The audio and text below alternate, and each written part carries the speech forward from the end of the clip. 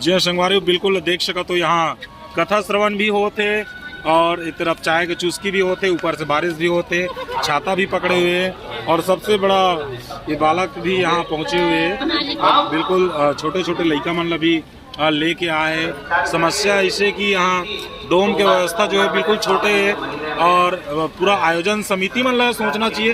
यही की बात नहीं बोलता हूँ, हर जगह बोलता हूँ कि डोम में जितना आदमी रहते ओकर से कहीं ज़्यादा बाहर में रहते तो डोम के व्यवस्था ज़्यादा करना चाहिए। काबर की भक्ति जो है बिल्कुल यहाँ छत्तीसगढ़ में विशेष स्तर पे और बढ़ चुके हैं। अभी तो कौन गाँव लाया वो?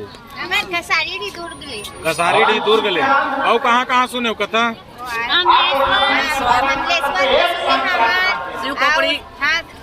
कोड़िया जी और गंडईम तक गे रहे गंडईम गलो के रहे हो?